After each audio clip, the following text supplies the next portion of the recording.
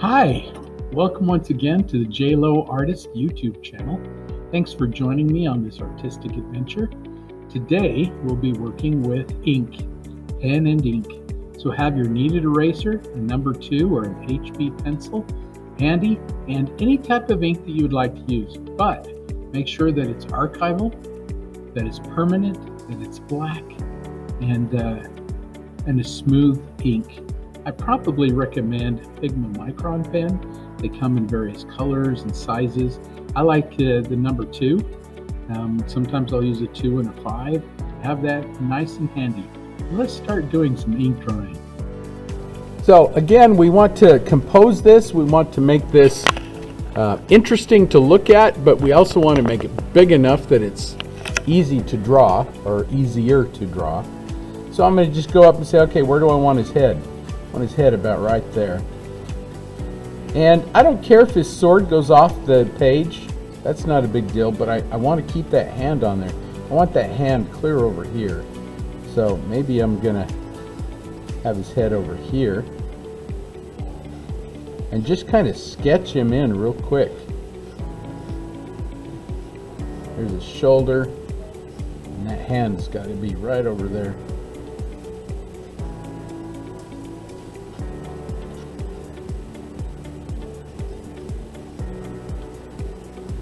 Now, there is a little bit of proportioning. This hand's too high. There's a little bit of proportioning that you can do in there, and that you can kind of start measuring his face and go, well, let's see, if his head is this big, and how many heads do I have before it gets down to his buckle there? Maybe one head, so I can kind of come down and go, okay, his buckle's going to be about right in there. When you're drawing, it's all estimating anyway. But the skill that it takes to guesstimate, estimate, whatever you want to call it, is a development that will last you forever on everything you do.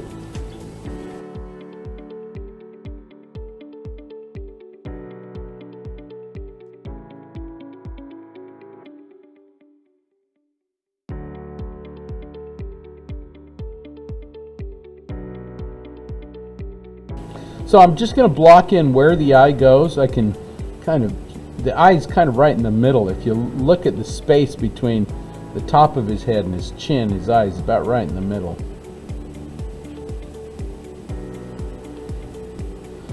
So you can use your fingers like calipers and just kind of do something like that. Some people like to use their pencils. Some people actually use rulers. Imagine that.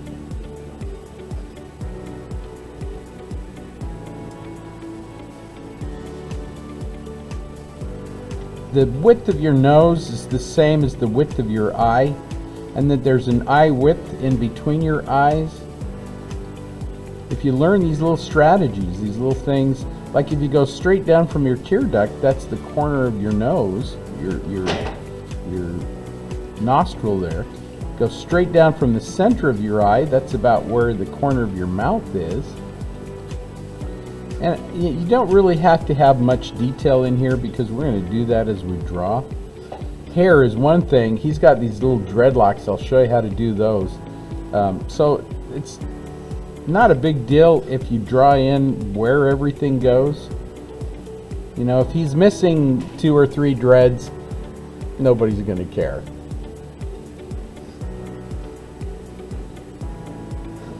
But you don't want to leave out an eye, or put his nose in the wrong spot. Things like hands, you can just block them in. I like to take, usually when all the fingers are together, it's just a little rectangle anyway, and so you just kind of go, oh, there's my little rectangle, that's where everything is. On the other hand, notice I just kind of blocked it in, but you can kind of go, there's a thumb and there's a finger that kind of comes down in here. Just use little sausage shapes. They don't have to be exact or even, because as we draw, we're going to simplify them anyway. So just little sausage shapes.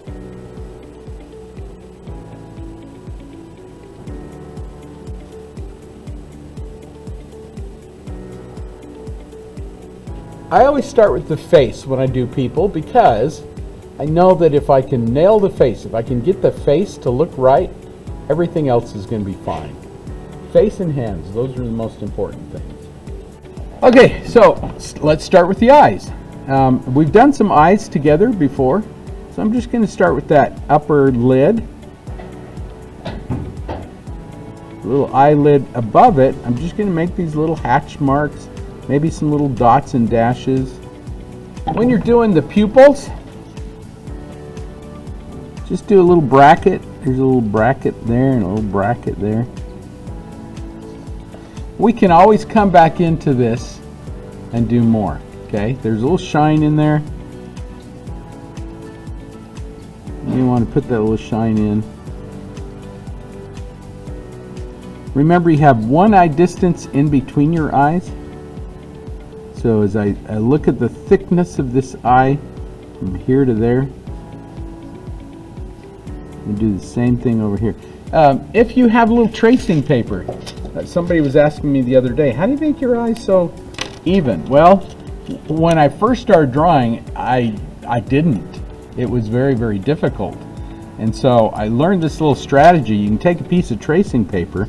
Let me get rid of this eye and I'll show you what I mean here. Take a little piece of tracing paper.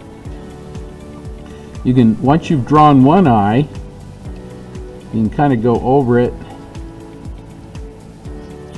And then take that eye, flip over your tracing paper, flip it backwards, and you can say, okay, I've got one eye distance in between my eyes. And you can come over here, redraw it, or retrace it, whatever you want to call it.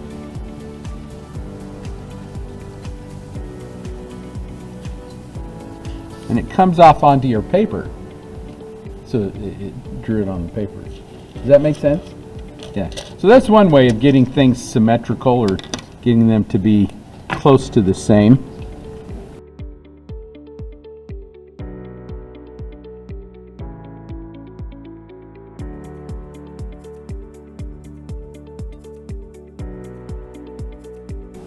So under his eye are some kind of wrinkly things, and you don't want to put a line under there. You want to do little dashes and dots. So I think we've done this before. So I'm just going to do these little lines under the eye.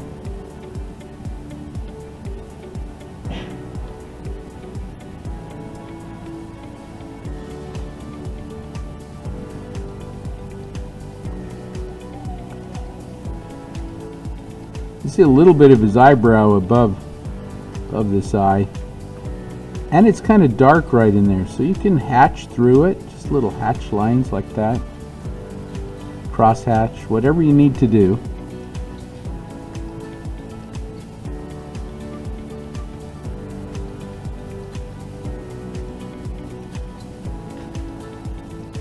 So anytime there's a shadow, you just hatch through it. And if you need it darker, you can cross hatch through it. Or you can do it linear and go in between the lines that you've already done. Noses are one thing that you want to leave out a lot of line with the nose. A couple dots and dashes are probably enough to really do, especially the top of the nose. Oftentimes underneath the nose is a shadow.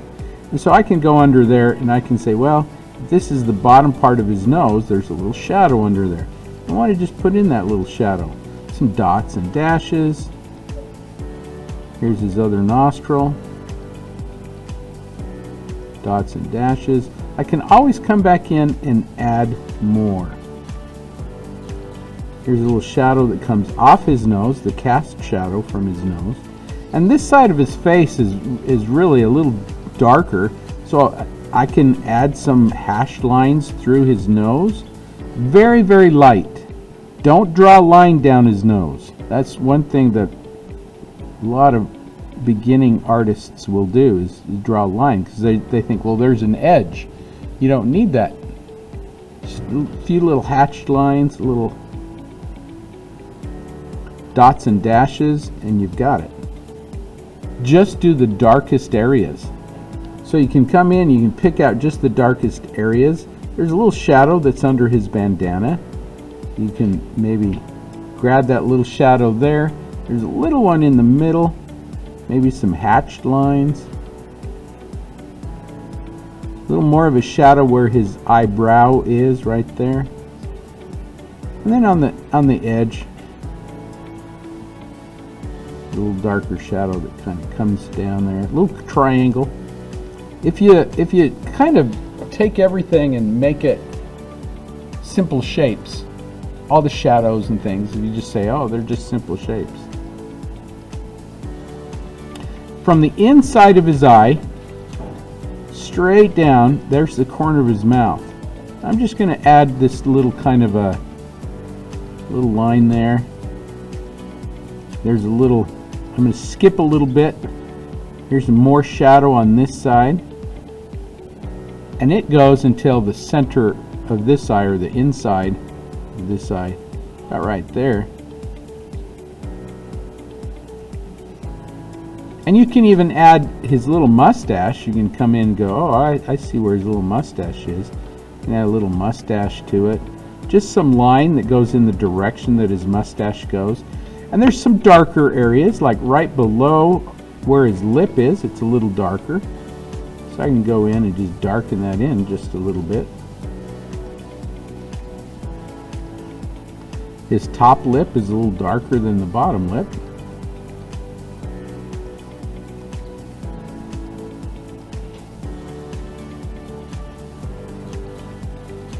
And just some little lines, and you can curve some, because especially like mustache hair, it does curve a little bit.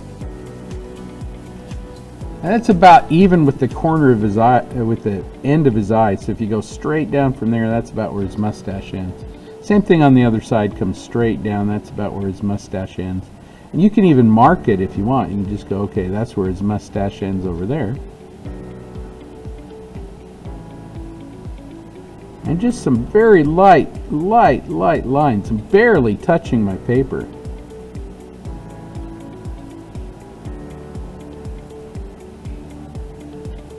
And where it's darker, just add a little bit more line.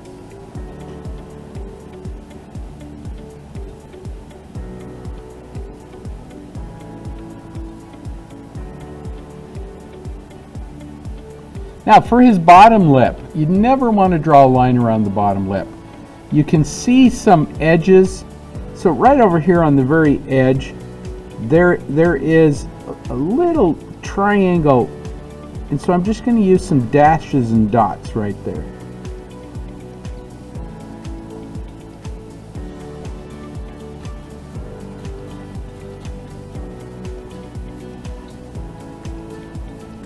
And then there's a few on the other side. So I'm going to just start out with a few little dots, some dashes. And there's the lip. If you need more, add a little dot or a dash. A little hair coming out of the bottom, and there's a little shadow under there. So even if there wasn't some hair, you'd probably need a little shadow right under that bottom lip.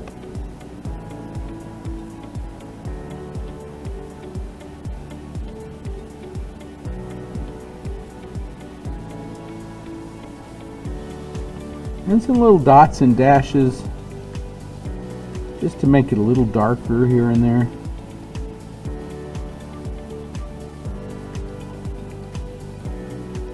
There you have it.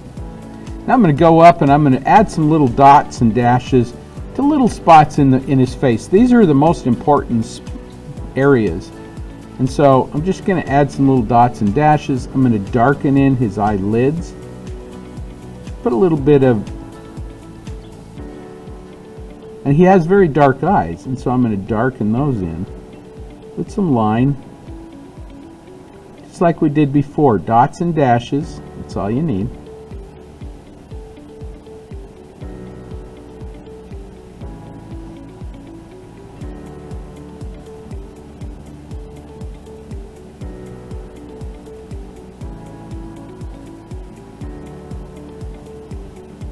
A little cross-hatching.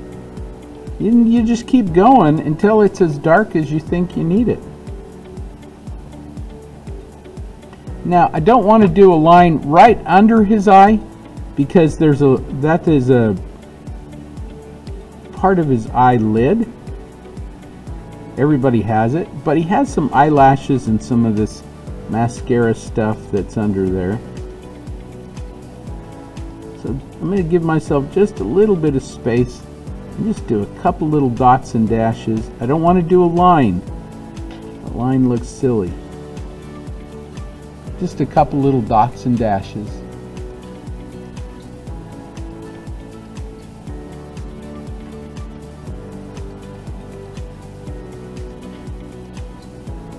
And then if there's a wrinkle, like there's a little wrinkle that comes down there, I'm just going to use little dashes or dots to create that wrinkle. Same thing with the one that goes around the smile of his nose. Just little dots and dashes.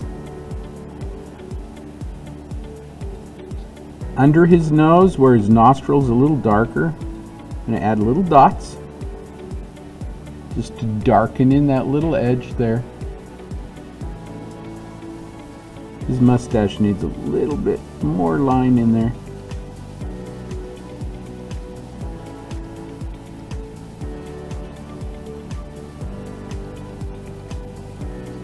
Same thing on the other side. It's like, oh, there's more. It needs to go a little darker right there.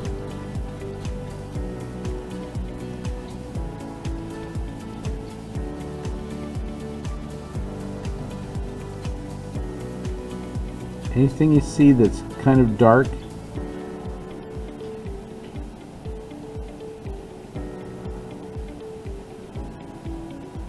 just dots and dashes. One thing that helps define his chin is his little mustache or his little beard. So I'm just going to take that little beard and I'm just going to go ahead and start putting in some little hair. Just help define that edge. I'm not exactly sure where the edge of his hair goes. That's okay. That beard will help me define it.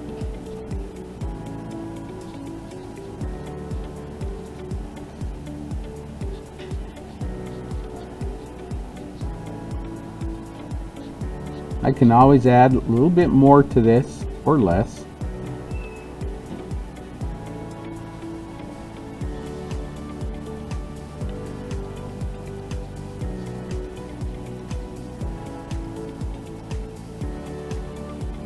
Here's his dimple. I'm going to do these little hatch marks down the dimple.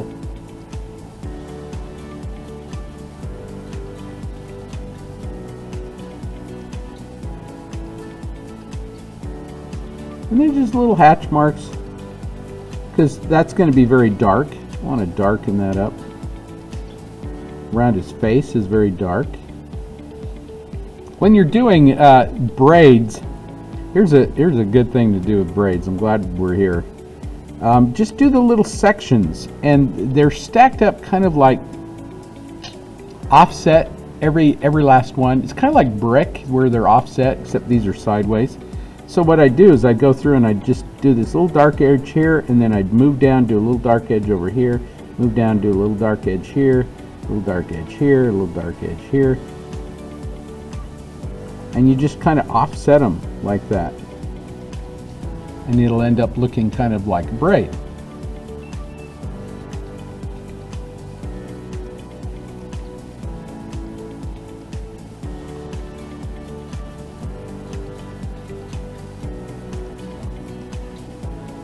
So same thing over here. I'm going to offset them here. There's some here, some up there, some down here, there.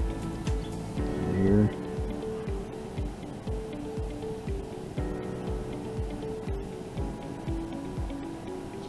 And some more darker edge there.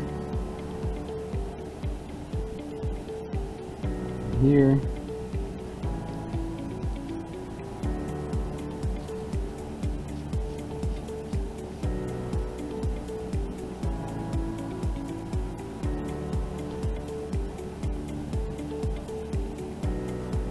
And then you can breathe a sigh of relief because you're like, oh, the face is done. For the most part. I mean, there's always a little here and there that we can do, but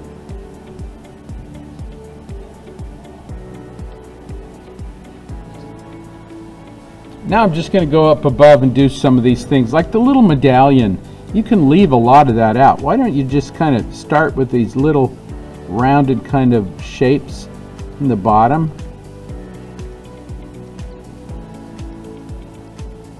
And then maybe a couple little dots or dashes up the side, and where that little thing connects up in there. And that's it for your medallion. You really don't need anything more. It makes it look shiny. Whenever you leave out edges, those little edges will look a little shinier. I'm going to get rid of my graphite. That just helps me. Makes it nicer. And anything else you can see, little edges. Here's a way to do fabric. All these little wrinkles that are across this side here, nobody cares if those wrinkles are right on. But you want to be close as you can. So I'm going to just say, well, okay, I can see where that wrinkle goes. I'm just going to start out with some little hatched lines. And as I get over to the edge, I'm going to get a little thinner, a little smaller, maybe even a little closer together because they get a little darker. And there's a wrinkle. And I can just keep doing that all the way through.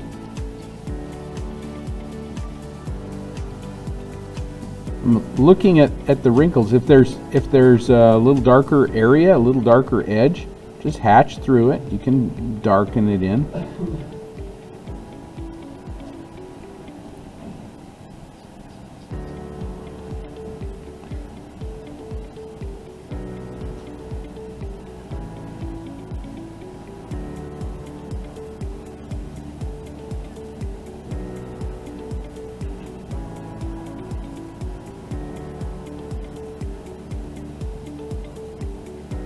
And see how that looks like wrinkles? If it's lighter, you just use less line, maybe spaced a little farther apart.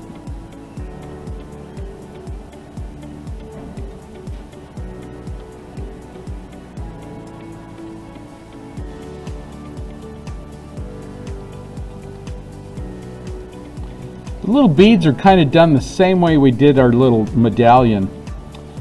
If there's something in the medallion, I'm sure it's supposed to be a coin of some sort.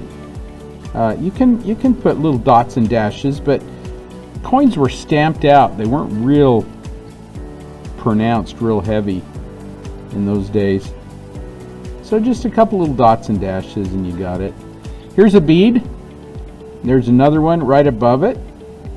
So I'm just going to do these little dots and dashes. I'm just doing the darkest shadows. So wherever you see the dark shadows, you just go ahead and do those.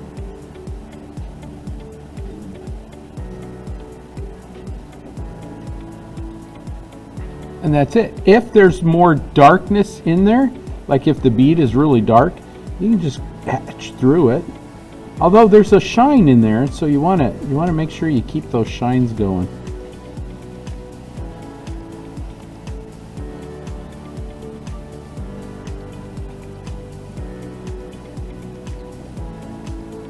Now, there's a little bit of hair that's showing through on the right side and on the left, but the left side is really dark. The dark part, you can just kind of hatch through there, just scribble through there, and there's your hair. But on this other side, where you can see some of the light hitting it, what you do is you go from the shadow side, so you can just hatch through and get a shadow in there. Here's my shadow. And then I'm going to go from the shadow side, and I'm just going to throw out some little lines like this. Little feathered lines. And then I'm going to skip and come down here where the shadow is again and throw in that shadow and just leave that little section out right there. If you have to, if it's a little darker, go from your shadow into the light area. But you don't have to connect those lines at all. Just leave them out. And if there's a little bit of hair that just flies out, you can do these little feathered lines that just kind of fly out there. So give it just a little bit of that look.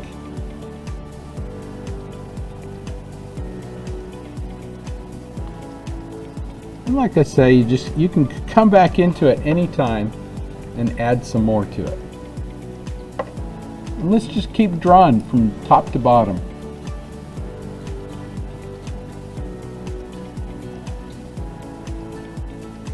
And the whole technique is mostly dots and dashes.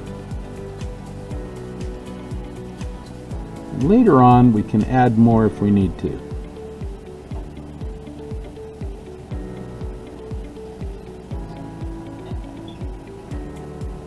It's almost like scribbling. In fact, it is like scribbling.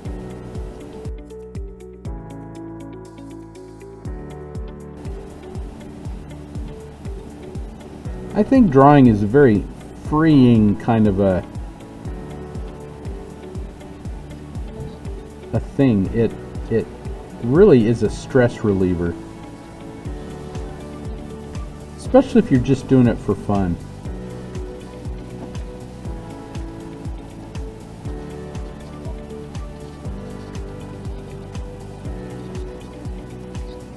That hair probably pokes out a little bit further than it is in the scrap, but that's okay. Nobody's going to care about that.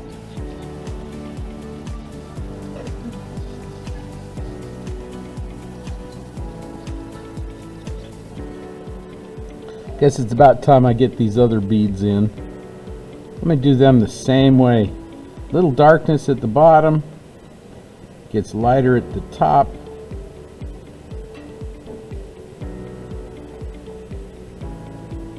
Here's a bead. There's something there. Not sure what that is.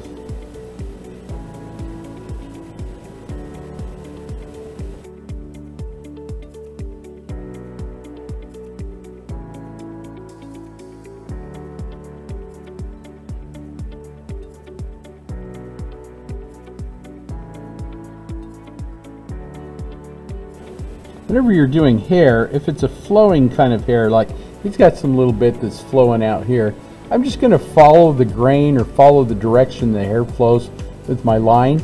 And then you can go back into it and go, well, it's darker here and there. And you just scribble in some darkness. The edges, the ends that are important. So I'm just going to kind of bring out some of those little ends, those little edges. And then for his dreads, you can do like little swirls or little circles. I'm just going to go scribble, scribble, scribble, scribble, and just kind of show those ends. And then it's the ends. You don't want to draw a line around them because they're not sharp. They've got a lot of texture on the end to them. So you just kind of leave it like that, and you can go back into it, cross hatch through it, do some little swirls.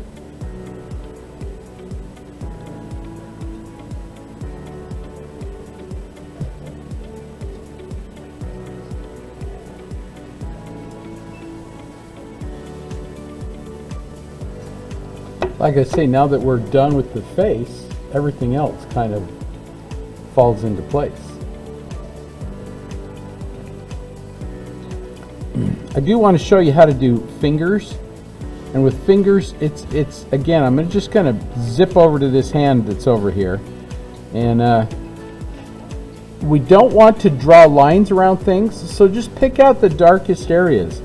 I'm going to start with the thumb. There's a little dark area right there. I'm just going to throw that in. I'm just looking at the darkest areas, and if it's light, I'm just going to leave it out. He's got a ring on his thumb. So I'm going to throw that little ring in.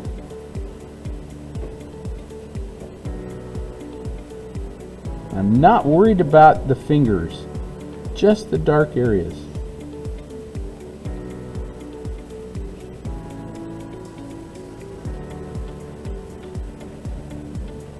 So if you think, well, I can see that thumbnail, a couple little dots and dashes, and there's the thumbnail.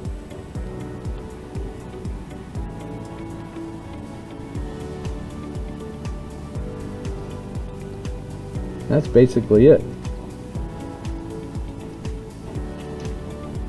There's a finger that comes in here. I'm just going to draw that shape.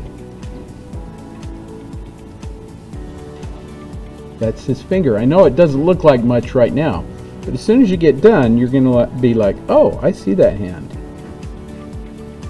We get too anxious to do too much detail. Like I say, sometimes you just got to leave it out. Here are the little wrinkles that go around his hand. Dots and dashes.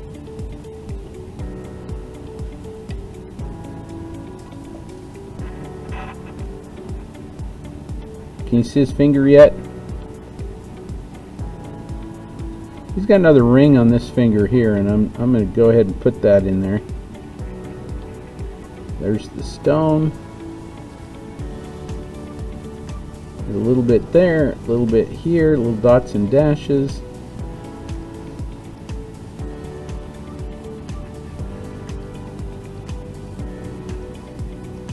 Okay, keep going, and it'll come through. All of a sudden you'll go, oh, I see that finger.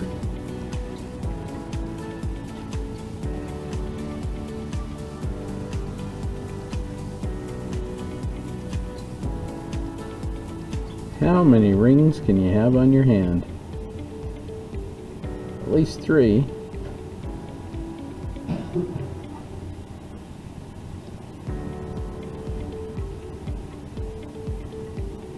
I'd imagine this stuff gets in the way.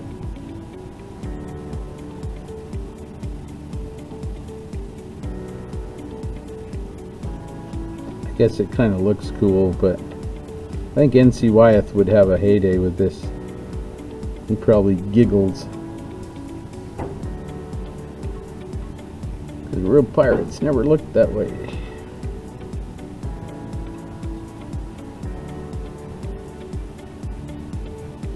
This is his last little finger. And then just go ahead and leave it out.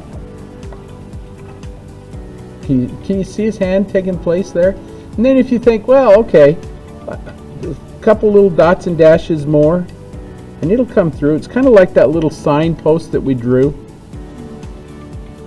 You know, at first you're like, oh, what is that?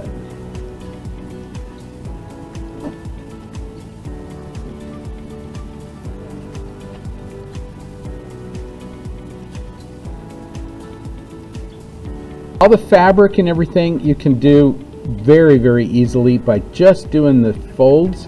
Don't draw a line over the top of it. Those little folds will take care of everything.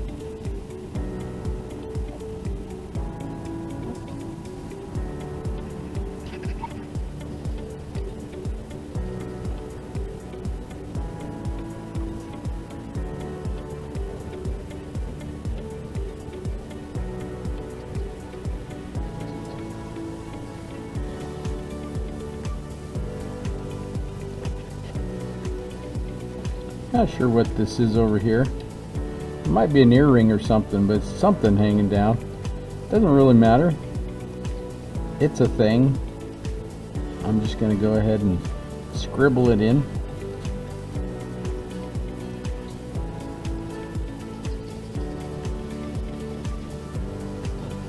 These dreadlocks are like worms. Kind of creepy.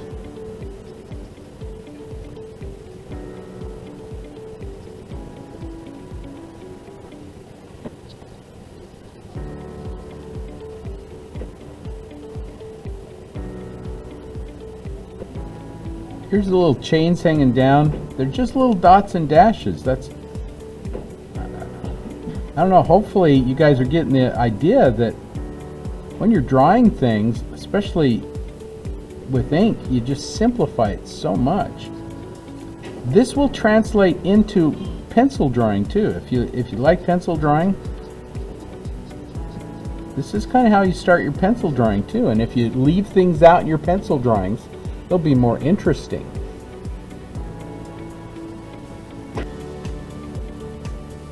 This buckle is done the same way we did the coins. You just kind of pick out the little dark areas in between, put in the little shadows, a couple little dots and dashes, and you got it. That's a very involved buckle.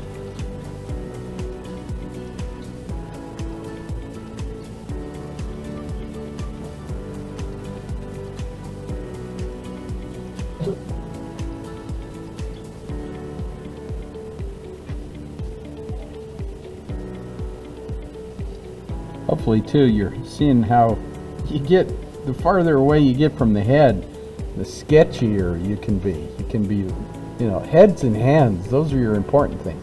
Everything else kind of just falls into place.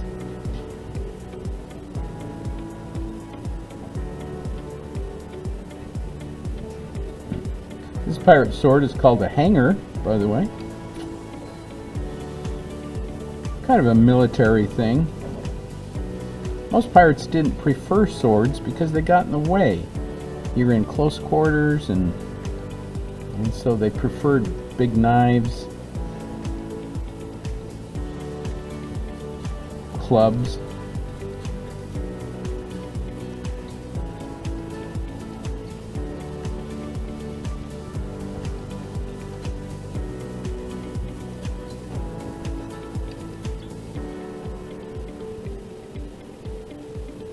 I know, I did this hand the same way I did the other hand.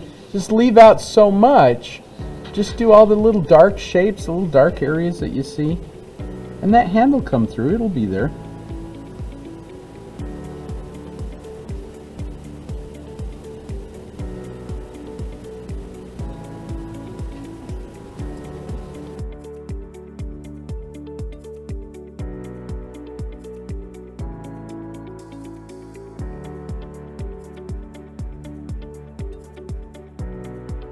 So here's the sword.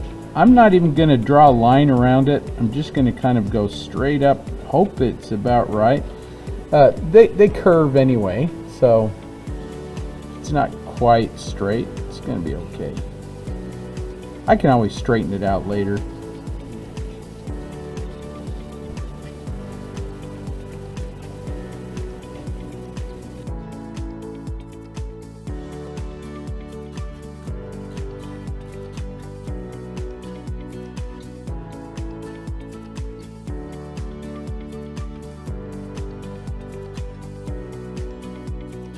So when we were first talking about ink and doing the cross-hatching and things like that, we did a little sphere, we did a little sign, and we talked about negative drawing. And as an artist, especially when you're doing ink, you really got to pay attention to all that negative space. Ton of negative space, and ink is really more interesting if you allow that negative space to kind of come through and allow your viewer to see that negative space.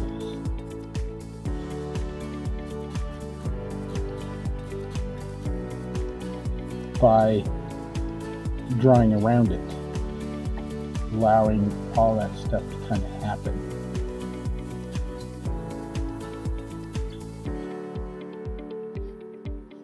They like to enjoy it too. Enjoy that. I mean, it's all about enjoying your art anyway, isn't it? Enjoying it as you draw it, and the anticipation that you will have by allowing other people to enjoy it.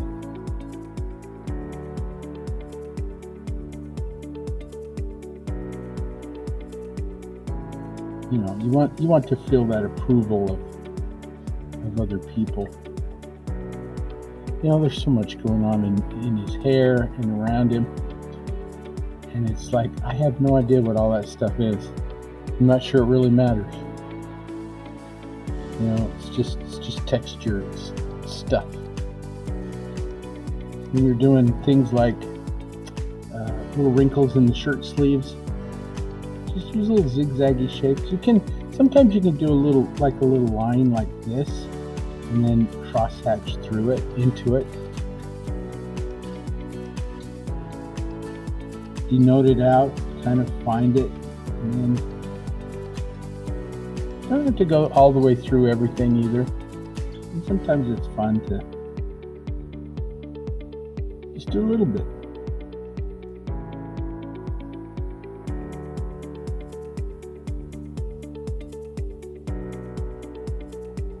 Lots of different techniques for ink. I'm just showing you one of them. With ink, it's just the amount of line that you lay down, and that gives you your values. How you lay it down gives you your textures. And sometimes these textures are important, and sometimes not so important. Sometimes the value becomes more important. Lightness and darkness that's in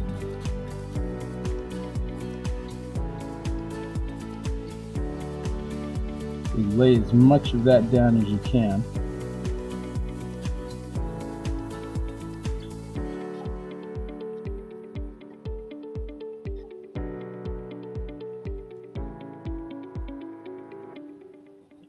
Little scar up in there.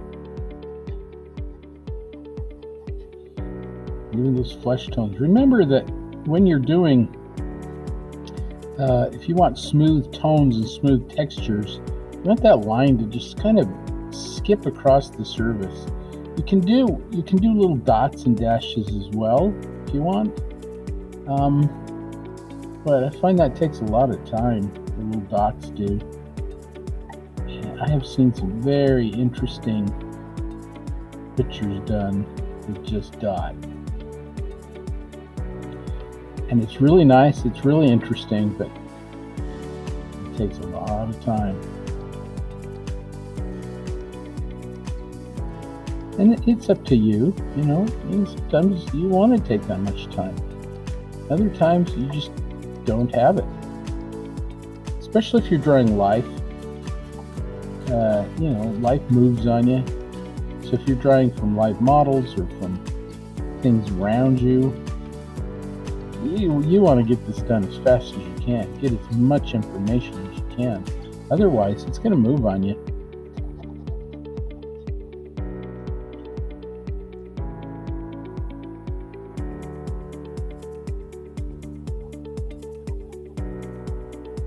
For some people, you might think, oh, well, that's a work of art, and you want to preserve that, frame it, whatever. It's just practice to me.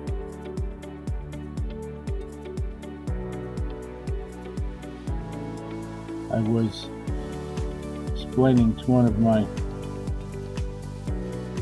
friends, they were talking about my art and how wonderful it looked, and I said, you know what? You saw how much practice I put into it. It wouldn't look so amazing. That is actually a quote from Michelangelo. He said the same thing. People saw how much I practiced to get my art. It wouldn't be amazing.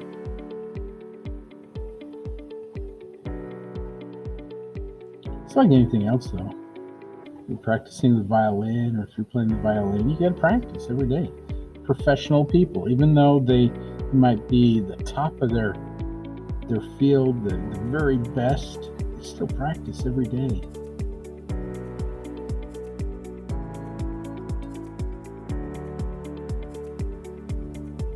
You know, you want it right now, you want it free. It doesn't come that way. Life doesn't come that way.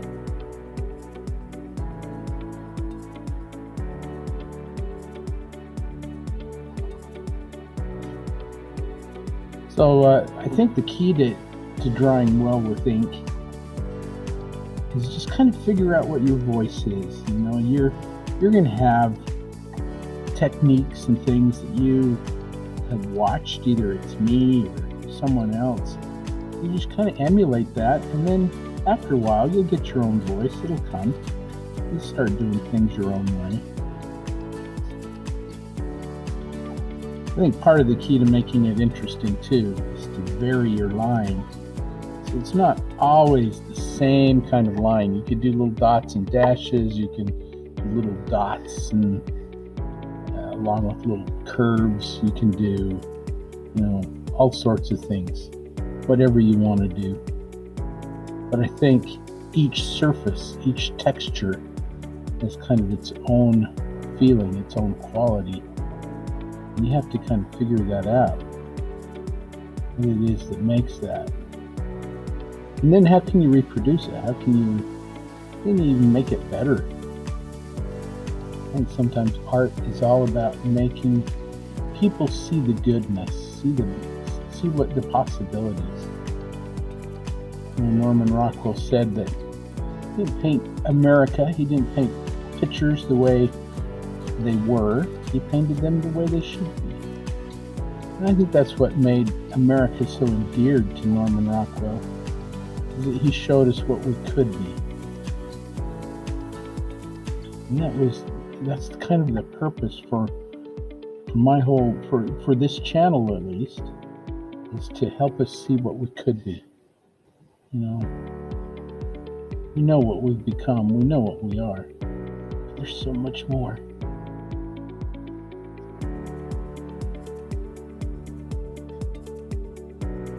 And we shouldn't take ourselves so seriously. I think sometimes we become too serious about what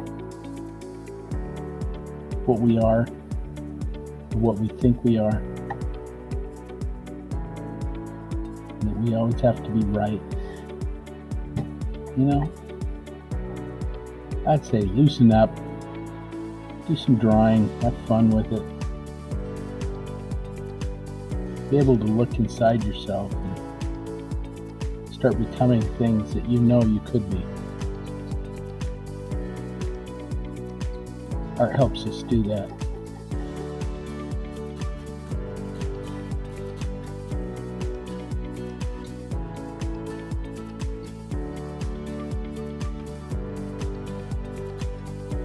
So if you want some really good practice, just pick up pictures off the internet or pictures that you've taken, or just take your pen out to the beach, wherever you go, wherever your calm, happy spot is, and just draw. Just draw. Whatever's around you, just draw. It's very therapeutic. You learn a whole lot about what it is that you're looking at. Learn a little bit about yourself as well. And you may never get as good as you want to be. It seems like that's a process. I continually strive to be better than I am. And that's what keeps you going. I call it inspirational dissatisfaction. You're so dissatisfied with where you are and what you're doing that it inspires you to do more. That's my artwork. I'm never quite happy with anything I do. There's always more, always things that I could be doing that I could do better. Sometimes just practice. And other times maybe it's a change in style. I have noticed, more often than not, it's not any of those. It's a change of attitude. And you can get as detailed as you want to get on things. Sometimes it's just important to get the gist of it, to get things maybe down as close as you can to what they look like. With ink, it's really hard to get that perfect blend of whatever it is that you want to attain, because you're just dealing with lines, dots and dashes.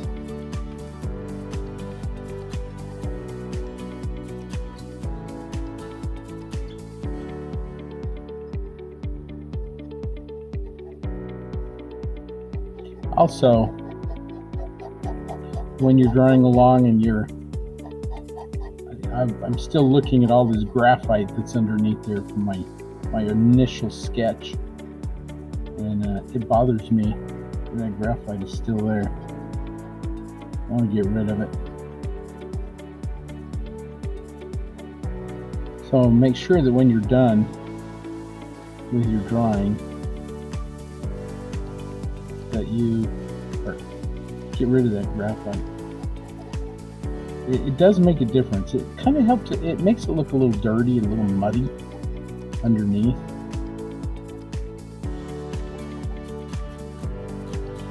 It's interesting that when I do a little drawing like this, I'll start out and I'll think to myself, oh, that's dark enough, or I've got enough ink in there. The more I draw, the more I come back to it and go, it needs to go darker, need more. However, there is a point where you just got to stop. Now we're just about there. I just want to finish the sleeve up. And even though there are spots that I probably keep going on,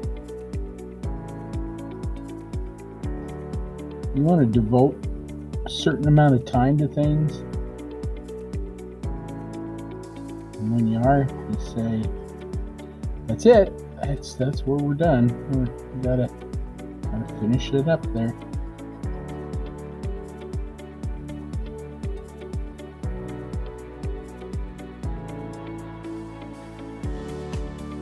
Thanks for coming along with this little journey that we call art. Appreciate you being here. Appreciate all your love and support, and the fact that you're all trying to make your life better too. Because life is better with art.